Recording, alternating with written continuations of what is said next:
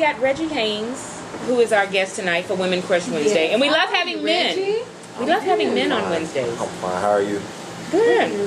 We're good. I want to say, first off, thank you guys for the opportunity. It's an honor accepting you guys to have me as a guest on the show tonight. I want to say that. Oh, well, thank you for coming out. We'll wait for the check. That's what we like. We don't care. Thank yous don't buy me Louis Vuittons, Reggie. But anyway, no, I'm kidding. But you are an aspiring actor, motivational speaker, musician, all that, right? Yes, ma'am. Absolutely. But you got a web series. Yes. But let's talk a little bit. You grew up in your single parent home. Yes. Because it's important, because we got young listeners, so they got to know how you came up. Right. You know, because they may be looking at you one day wanting to be Reggie Haynes. So talk a little bit about how you grew up, single parent home. I can sit here and say it was rough, but I think everybody goes through things where they have a rough childhood. Mine's, in particularly, I did have my mom. It was just me and her from day one. I seen her go through the worst of the worst. I seen her go through the best of the best. She went through some pretty tough relationships. Ended up marrying, some good guys to start off with, and ended up changing on them. You know how relationships go. I learned a lot from her, and a lot of people tell me all the time, "Oh man, a real man can't be raised by a single mom." Well, I look at LeBron James, I look at Dwayne Wade, athletes like that I looked up to, and I'm like, wow, you're wrong, because I was raised by one, and so far, I don't have any kids at a young age. I went to school.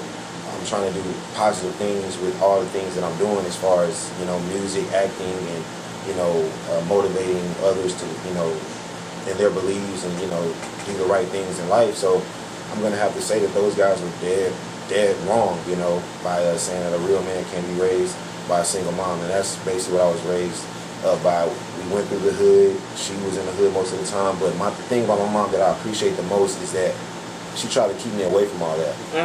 She didn't want me around that at all. She tried to keep positivity around my life. And don't get me wrong, we've had some really bad days, but at the same time we had good days as well. And that's what I cherish most about my mom. She always tried to keep me protected, but at the same time she did show me the real world as well. Okay, but see, and I think Dr. Don was one of those that did say that sometimes a woman cannot raise a man. It's very hard. Yeah, but I'm talking, but that time when your mama is a totally different mama than the young mamas we got now raising. Yeah, absolutely. Exactly. Right. Absolutely, yeah. Yeah. My mom, she was young. She was 17. Didn't know who my father was. Actually, I'm not putting him on the spot. He's a great man. I actually met my biological father, last year. Really? Yeah. Oh, wow. It was really exciting.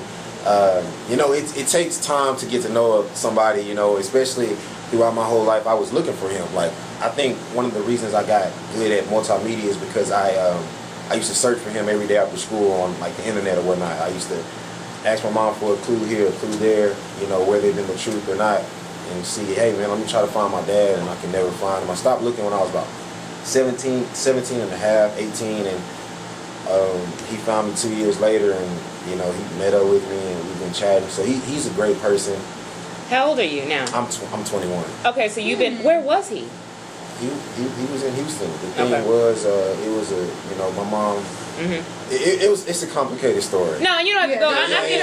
No, but I just because you seem to have made peace, and that's important because you got a lot of young people growing up in single parent homes, and daddy lives down the street and doesn't. You see what I'm saying? Well, that's the thing in life. You can't let your past affect who you are today, and that's never been me. I don't care what circumstances you went through. Okay, all the people out there that's going through a lot of things, they're always quick to blame somebody for their misfortunes or what they went through or what their parents put them through, or their grandparents, whatever. Yeah. To me, honestly, that's not right, because in life you live your own life, and the best way to live your life is to stay positive at all times, and that's how I try to present myself. And I don't look at my past as motivation, so to speak, or I don't look at my past as I need to.